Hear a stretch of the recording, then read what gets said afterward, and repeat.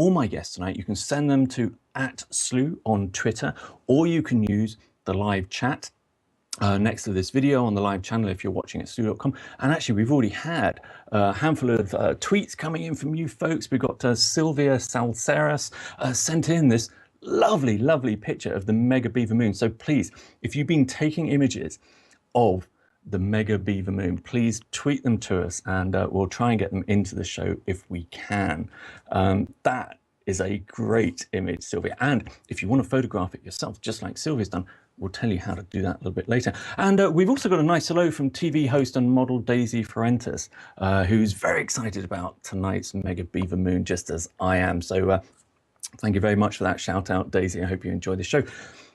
And you, for this show, you can also join the live chat on Facebook Live and share the video with your friends and family. So please spread the word. We've got 25 minutes. There's some absolutely cracking live streams coming in of this Mega Beaver Moon. We're going to be right back after this short commercial break with Slooh astronomer Bob Berman.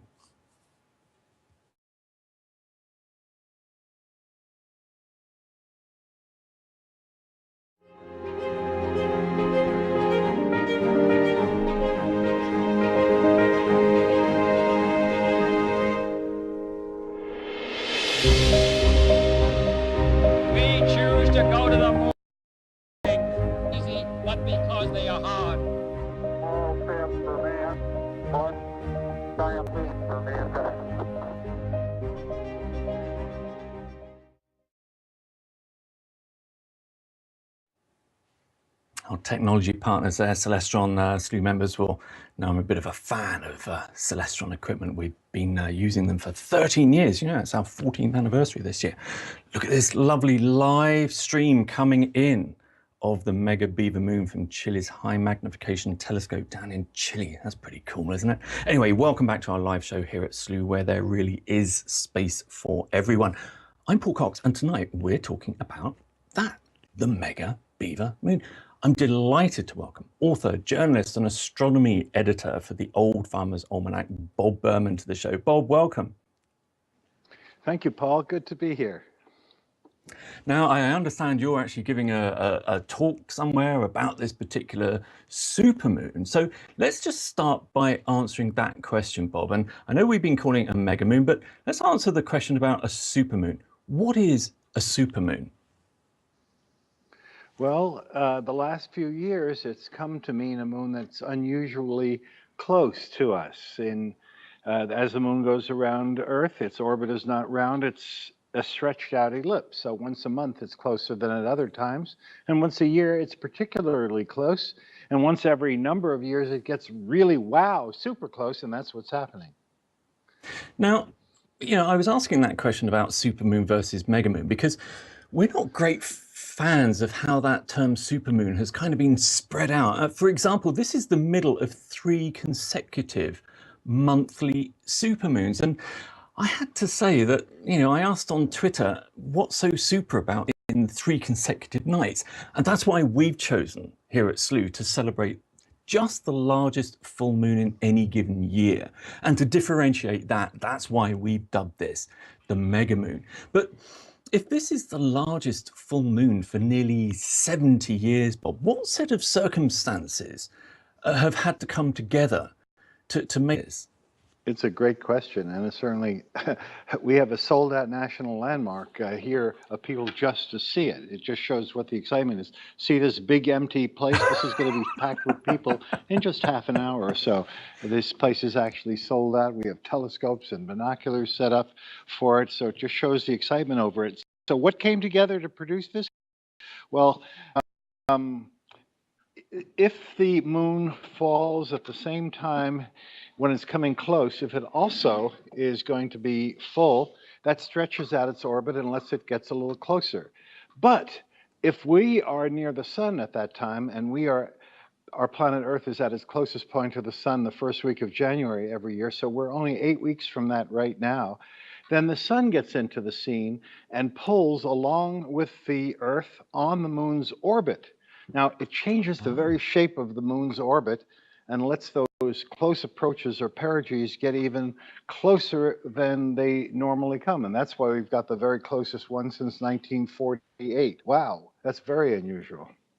It is, and very much worth celebrating, and I think very worthy of, you know, being called a mega moon. Now, Bob, I'm not sure if you can see it on your screen, but we've got this comparison image up between a mini or micro moon and this mega moon, because you see an awful lot of, I have to say, it tends to be astronomers on the internet saying, oh, there's nothing different about all of this. What's all the big fuss?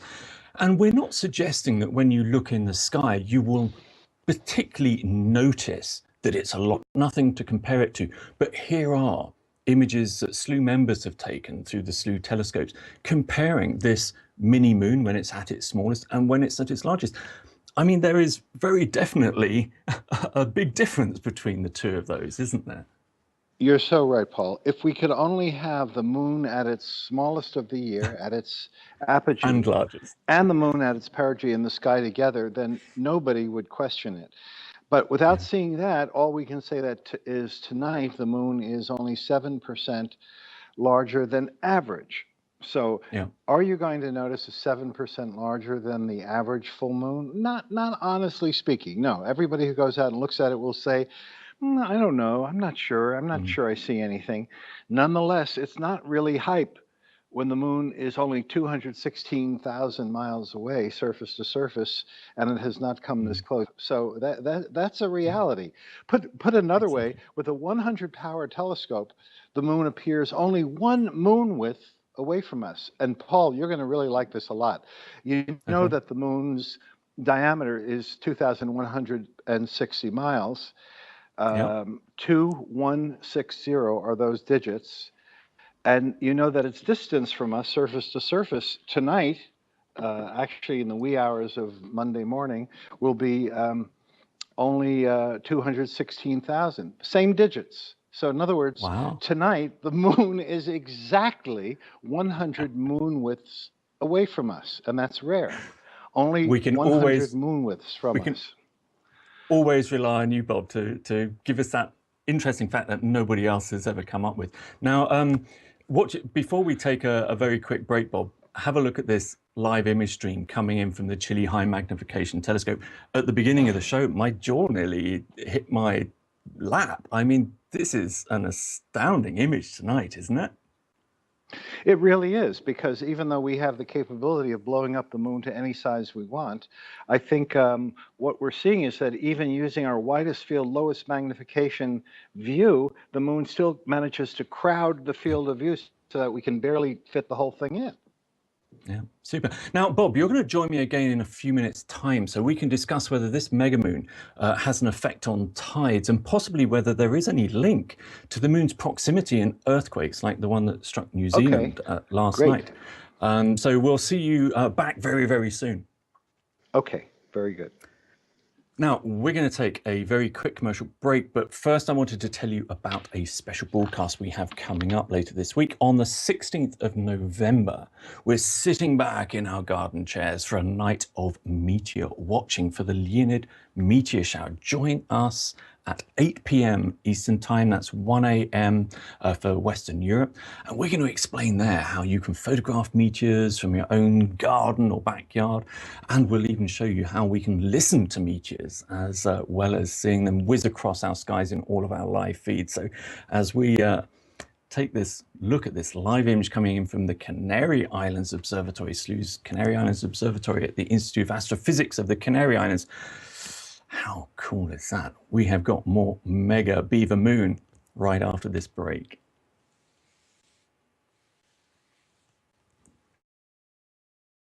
Hi everybody, I'm Gerard Montu. Now you might know me by my former stage name, Bill Penn, ESPN and NBC Sports.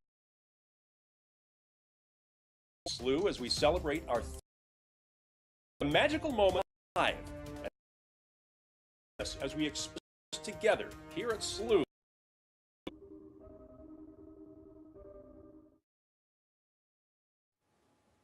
A great addition to the Slooh team there. We're looking forward to that. Anyway, welcome back to our live broadcast of the Mega Beaver Moon here at Slooh, where As he just said, there really is space for everyone. Now, I'm Paul Cox, and I'm here with author, journalist, and astronomy editor for the Old Farmer's Almanac, Bob Berman. Hi, Bob.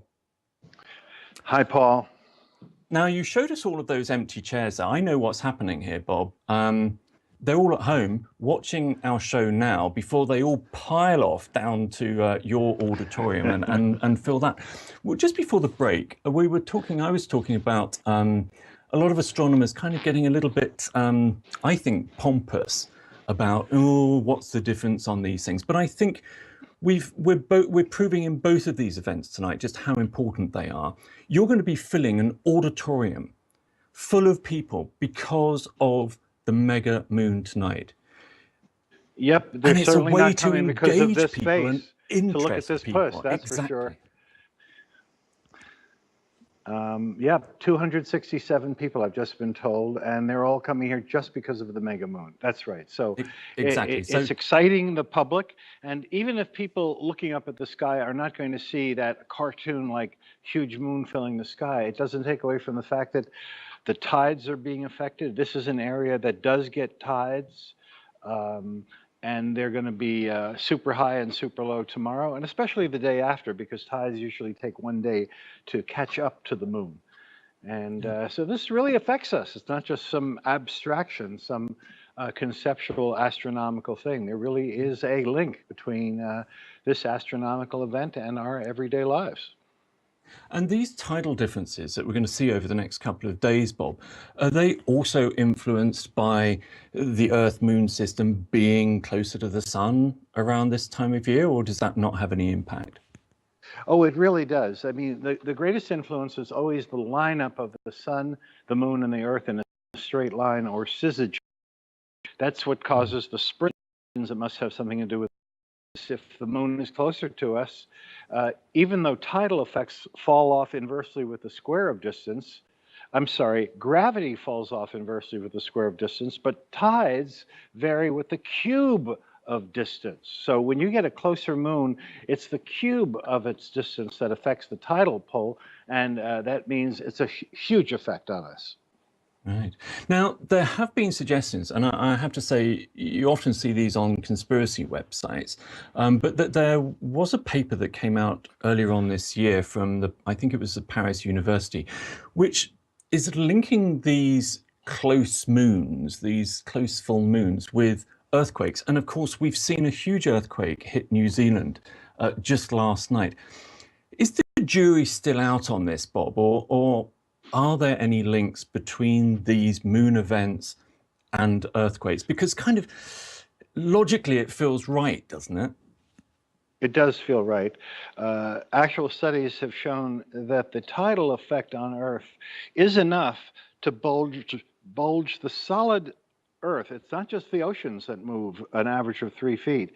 The solid mass of Earth itself moves somewhere between 8 and 12 inches. Now, that's not huge, but if an earthquake's right on the edge of happening, even though the tidal forces are only 1/2000th of the torque found in crustal rock, it can certainly be enough to supply that last final straw. So, you know, the straw that broke the camel's back, because studies show that statistically there are more earthquakes at the time of great tidal stresses, like now, like today and tomorrow, than should be expected by chance.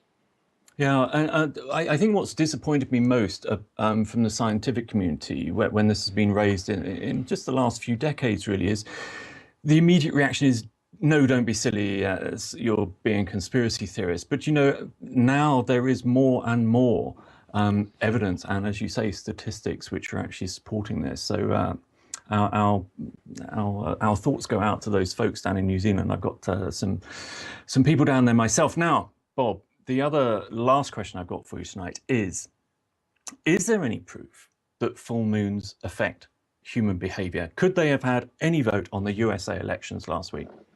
The USA elections, I doubt it, because we weren't even in any particular phase or tidal position last Tuesday. However, studies looking at crime rates, birth rates, Mental health, for example, calls to crisis centers, calls admissions to mental hospitals, this kind of thing, have been done for decades now, and the results have generally been negative. I can't say that there haven't been some interesting positive results. For example, a pair of doctors, a father and son manager in the 1950s, found an increase in births, not for the full moon, but for the period, the half-month period when the moon was full. Now that's when the tides are greater. Surveys of mental hospital calls to crisis centers, admissions to mental hospitals, those have been more all over the place. And so you'd have to say, if you looked at this honestly, you can't firmly link the moon to most human behaviors. You certainly can link it to animal behaviors, because there's an awful lot of creatures that follow the tides, especially in the intertidal zones where the tides really go in and out and expose great areas of saltwater marshes, and they're predators like gulls that very much live and respond and breed in tune with the tidal rhythms of Earth, including the biweekly tidal rhythm of the spring tides versus the neap tides. All right. Now, we're running a little bit short of time here, Bob, but one thing we haven't mentioned, and it's very appropriate to discuss after you've talked about animal behavior around these full tides. They're not really reacting, are they, to, I mean, turtles, they're not reacting to the tide being full, they're reacting to the increased brightness, aren't they, of a full moon. And this mega moon is even brighter than most full moons, isn't it? Absolutely right, because even though the moon is only 7% larger than average, nonetheless, it has a greater area. Area, as you know, varies. We remember from high school math that you're talking about pi r squared for the area of a circle, and or 2 pi r. In other words, it's not just a linear relationship, it's much greater than that. So there's more moon area, and then a stronger sunlight is hitting the moon right now, because the moon being closer to Earth also affects that intensity, and that varies inversely with the square of distance. So that produces, so even though there's only a small 7% boost in diameter of the moon tonight compared with average, or a 14% boost between the smallest versus largest moons, it's more like a 30% boost in its brightness and in its tidal effect. So these are real effects. And we can see it in this comparison image. Once again, these are images previously that we've taken, Slooh members have taken with the telescopes, of a micro moon when the moon is very far away from Earth, and then one of these super moons as well. And we can see just, exactly what you were saying there, Bob. The increased area is really quite massive. By the way, as far as human behavior is concerned, we did do a survey this year. We've been covering full moons every single month this year. And we did a survey of Slooh staff. And apparently, the day after full moons, we're always a little bit more tired than we are on a normal day.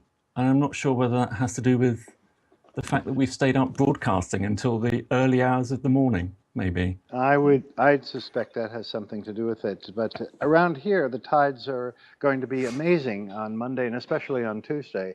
The tides usually take one day to respond to the moon. So the maximum lunar effect, the moon will be closest between 6 and 6:30 Eastern time. In other words, the wee hours of the night, people in the United States will actually see the moon still in the sky as it reaches its closest point. And then the strongest tidal effect will be one day after that. So it's still to come. We still have it in front of us. Bob, thank you so much for joining us tonight. Now, your talk tonight that you're giving, your presentation tonight, are there any seats left there if people want to come along to that?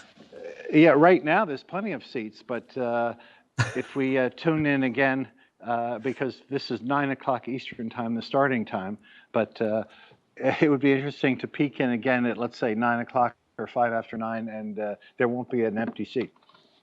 Okay, well, we wish you well for your live event there. Thank you so much for joining us here for our live event, Bob. It's always a pleasure. Thank you, Paul. Thank you.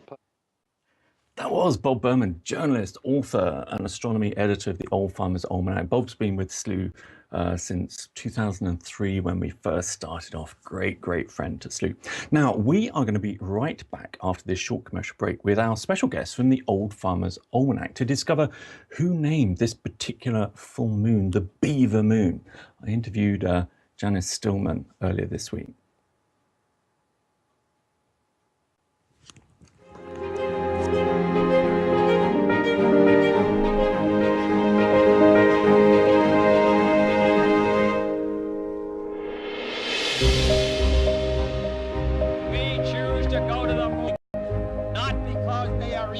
But because they are hard. All steps for man, one giant leap for mankind.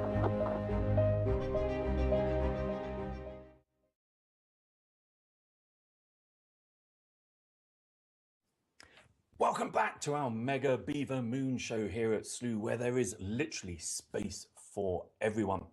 Now, I'm delighted to welcome a regular guest on our full moon shows to tell us why this particular full moon was named the Beaver Moon. So please welcome editor of the Old Farmer's Almanac, Janice Stillman, to our show tonight. Janice, thank you so much for joining us and welcome back to Slooh for tonight's full moon. Hi, Paul. It's great to be with you. Thank you.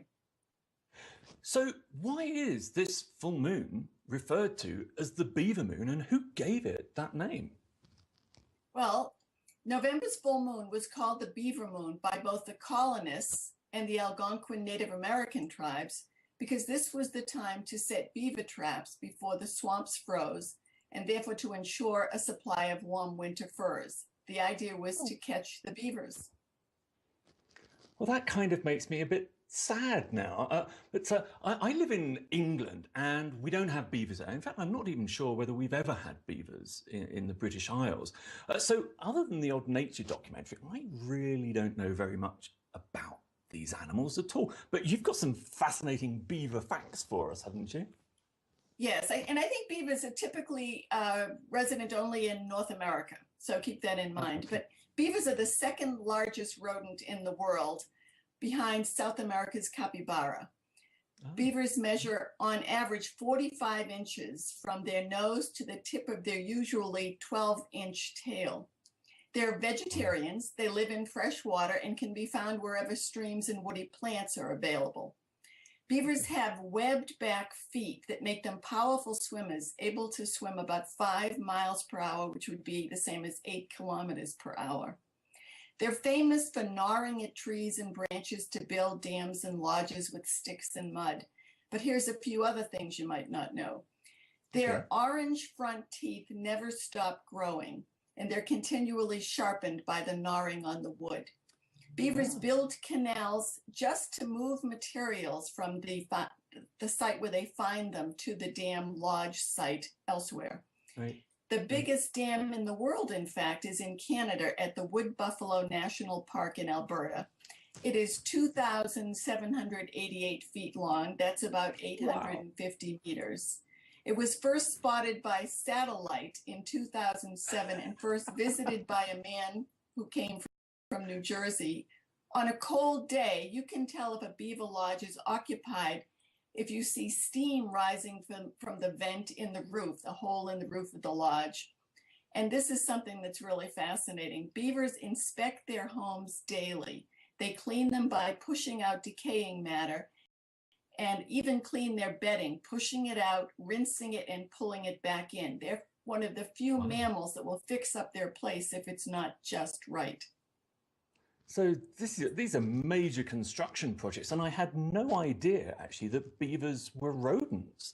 I mean, the capybara, I'm very familiar with them. They look kind of like giant guinea pigs with longer legs, but I had no idea about beavers being rodents. But you were also telling me actually before we started the show, there was one beaver family that kind of struck it a bit funny. Actually, in 2004, some thieves had robbed a casino in Louisiana, and apparently they got nervous and panicked and threw the money bags that they were carrying into a stream that just happened to be occupied by a family of beavers.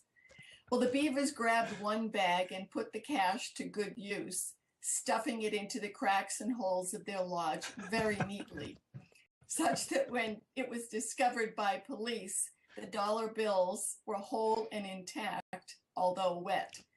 So it was a safe recovery, but a damn good story. I love that. I love that. I wonder if they really knew. I mean, they just saw it as great kind of filler material, didn't they, for their lovely little nest. But back to naming of these full moons then. This November full moon, are there any other names, Beaver Moon, that other cultures have known it by? Well, typically in our experience, we use the Native American names from North America. So it's the Native Americans and other indigenous peoples who really observed what was going on around them in nature and in the weather and climate and time. So for example, you've got the full frost moon is another name because it was the first heavy frost in the area. You've also got the moon when the rivers begin to freeze, again, an indication of what was happening to folks in that particular part of the country. Snowy mountains in the morning moon, indication, of course, this is folks who lived in the mountains or high country. And then geese going south moon, because that's when they started to observe the geese flying in the V formation south, and all an indication that the cold winter was about to come. Wow. I love these. I mean, we've talked about it before, but these names, they were to mark the ebb and flow of times, and what better way to do that than the monthly full moon, you know, and some of those names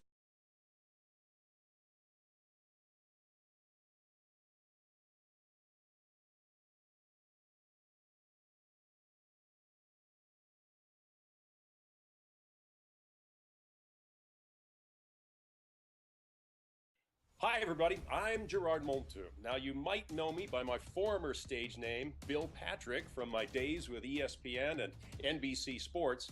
But now I'm the expedition leader here at Slooh, and I'm ready for us to explore the universe together.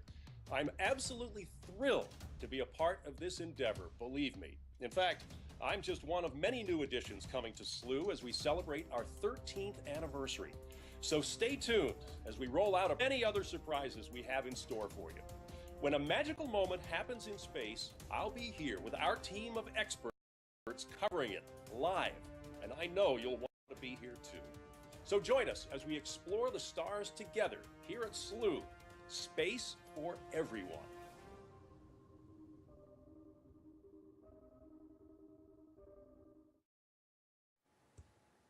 We are so looking forward to Gerard coming on board with Slooh. Now, what are we looking at here, you might ask? Well, that is the Mega Beaver Moon, live from Slooh's Canary Islands Observatory at the Institute of Astrophysics of the Canary Islands. And this is just one of the many telescopes that Slooh members use every single night. Now, what have we learned so far tonight? Well, we've learned what makes this a mega moon, the largest full moon in nearly 70 years. And we've also kind of delved in there with Janice Stillman into the meaning behind the name Beaver Moon. Now, we unfortunately got cut off there, but one of the things that we're going to be doing is asking all of you to come up with your local name for December's full moon. So now's the time to do this. Go out tonight and tomorrow night. See where this full moon is rising in your garden. So one of the suggestions that Janice had was, you know, if there's some bare trees and the moon's rising behind that, well, your local name from your backyard for December's full moon might be Bare Trees Full Moon.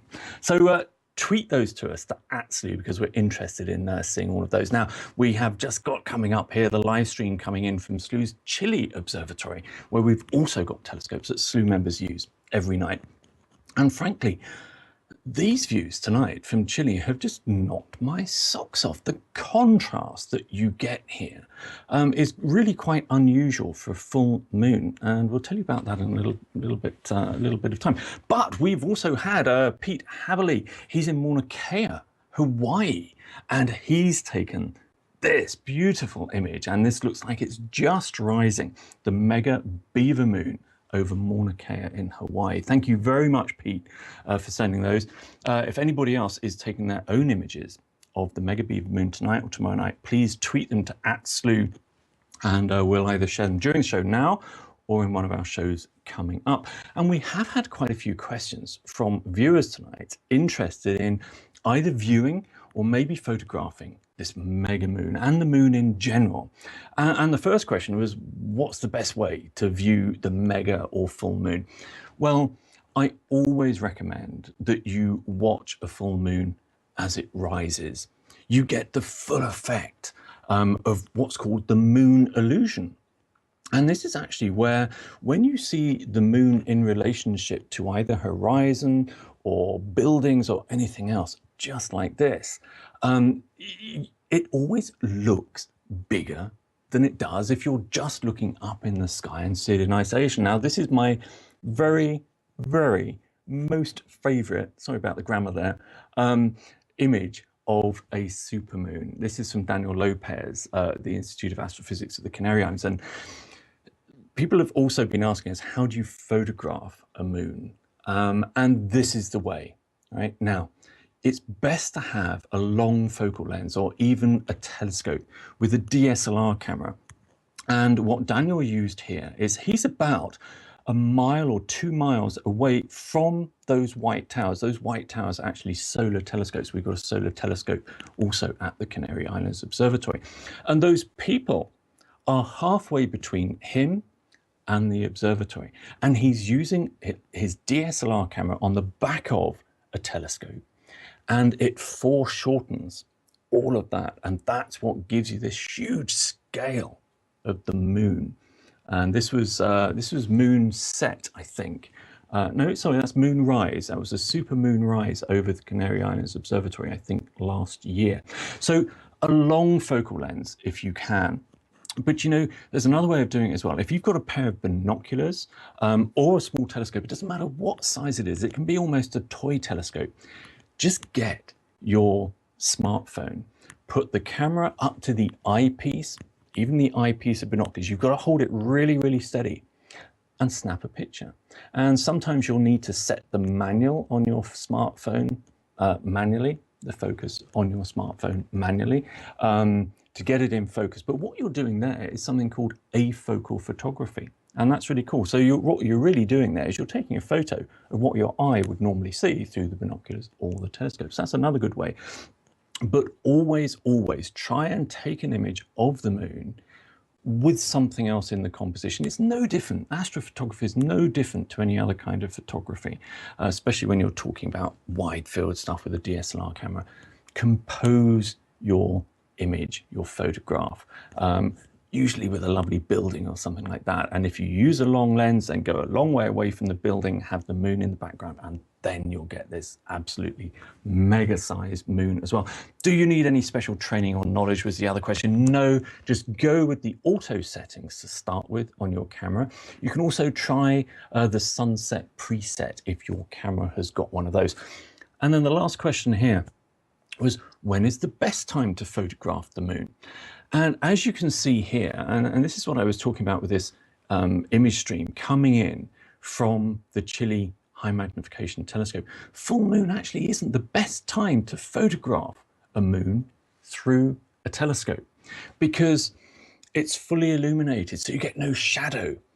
So the best times are the lesser phases, say a quarter phase or one of the crescent phases, and the area that you want to focus in on is the terminator. It's that region between the lit and unlit portion of the moon, and it casts shadows. The sun is casting shadows over mountain ranges, over valleys, over craters, and sometimes some craters have a little mountain right in the center of them where the object impacted and the ground came back up, and that will cast shadows if you catch it just at the right time. There are actually some specific phenomena on the moon that those shadows cause. One of them is called the lunar X, which is quite cool, so you can look at that as well. So anyway, you can have a look. There's further information actually about astrophotography in the Slooh Clubhouse. That's where Slooh members hang out.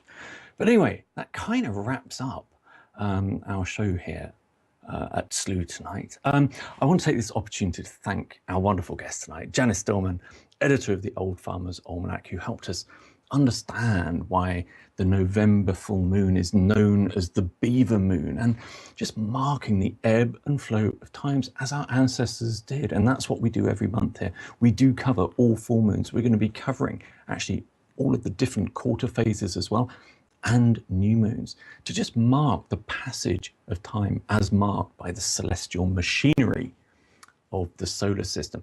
And of course, we had journalist, author, and astronomy editor of the Old Farmer's Almanac, Bob Berman, join us tonight, who helped us understand the circumstances that have given us this mega beaver full moon tonight and tomorrow night. It's not too late. You can go out in your own backyard to do that. Don't forget, this is the largest full moon in nearly 70 years. This is a great, great event. If you get your kids outside, you know, because the best time to view it is the moon rises, the full moon rises when the sun's setting. So your kids will still be up as well, I hope. Now, we hope you've enjoyed the show tonight. You don't have to wait long, though, to do it again. We have another show coming up in just a few days' time. On the 16th of November, we're sitting back in our garden chairs for a night of meteor watching for the Leonid meteor shower. So join us at 8 p.m. Eastern Time. That's 1 a.m. for Western Europe. We're going to explain how you can photograph meteors from your own backyards. Of course, we have got a whole stack of live image streams and video feeds. We've got our meteor cam at the Canary Islands Observatory, all these special cameras set up to watch these meteors as they stream in live. So that's going to be on the 16th. We'll also show you how you can even listen to meteors, even if they're behind the clouds, as well as see some of them whizzing across our skies. So we hope you've enjoyed this. We're leaving you with this beautiful image from our Chile Observatory high magnification telescope of this Mega Beaver Moon. I hope you've enjoyed these live image streams tonight. They really have been fabulous. Anyway, I'm Paul Cox. This has been another astronomical production from Slooh. We'll see you very soon, I hope. Bye for now.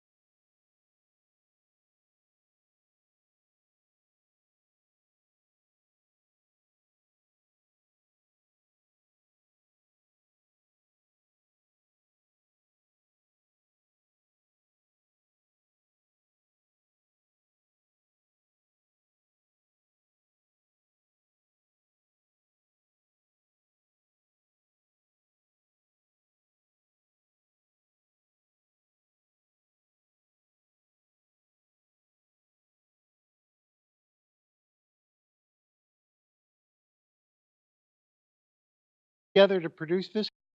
Well, if the moon falls at the same time when it's coming close, if it also is going to be full, that stretches out its orbit unless it gets a little closer.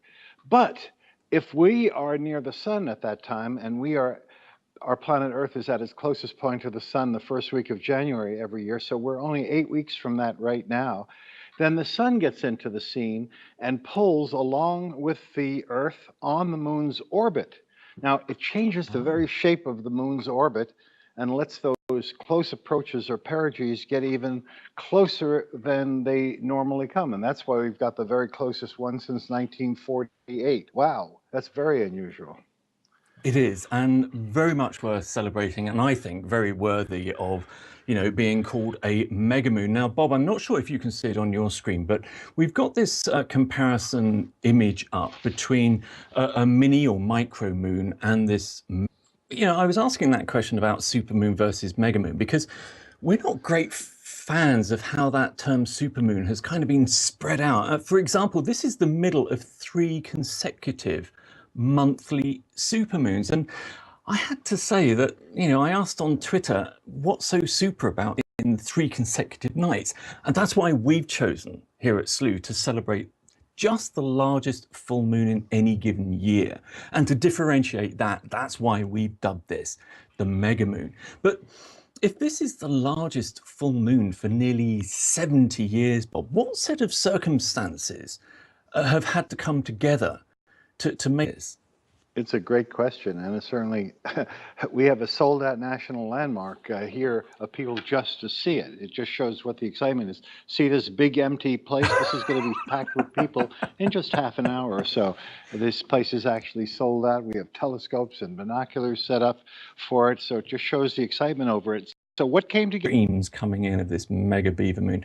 We're going to be right back after this short commercial break with Slooh astronomer Bob Berman.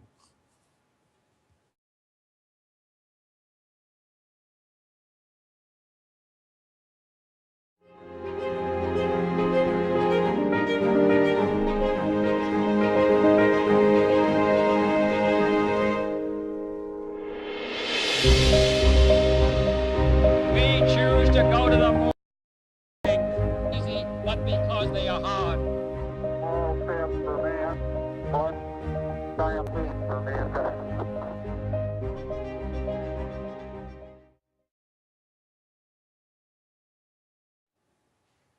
Our technology partners there, Celestron Slooh members, will know I'm a bit of a fan of Celestron equipment. We've been using them for 13 years. It's our 14th anniversary this year. Look at this lovely live stream coming in of the Mega Beaver Moon from Chile's high magnification telescope down in Chile. That's pretty cool, isn't it? Anyway, welcome back to our live show here at Slooh, where there really is space for everyone. I'm Paul Cox, and tonight we're talking about that, the Mega Beaver Moon. I'm delighted to welcome author, journalist, and astronomy editor for the Old Farmer's Almanac, Bob Berman, to the show. Bob, welcome. Thank you, Paul. Good to be here. Now, I understand you're actually giving a talk somewhere about this particular supermoon. So let's just start by answering that question, Bob. And I know we've been calling it a mega moon, but let's answer the question about a supermoon. What is a supermoon? Well, the last few years, it's come to mean a moon that's unusually close to us. As the moon goes around Earth, its orbit is not round, it's a stretched out ellipse. So once a month, it's closer than at other times. And once a year, it's particularly close. And once every number of years, it gets really, wow, super close, and that's what's happening. Now, all my guests tonight, you can send them to @Slooh on Twitter, or you can use the live chat next to this video on the live channel if you're watching at slooh.com. And actually, we've already had a handful of tweets coming in from you folks. We've got Sylvia Salceras sent in this lovely, lovely picture of the Mega Beaver Moon. So please, if you've been taking images of the Mega Beaver Moon, please tweet them to us, and we'll try and get them into the show if we can. That is a great image, Sylvia. And if you want to photograph it yourself, just like Sylvia's done, we'll tell you how to do that a little bit later. And we've also got a nice hello from TV host and model Daisy Fuentes, who's very excited about tonight's Mega Beaver Moon, just as I am. So thank you very much for that shout out, Daisy. I hope you enjoy the show. And you, for this show, you can also join the live chat on Facebook Live and share the video with your friends and family. So please spread the word. We've got 25 minutes of some absolutely cracking live stream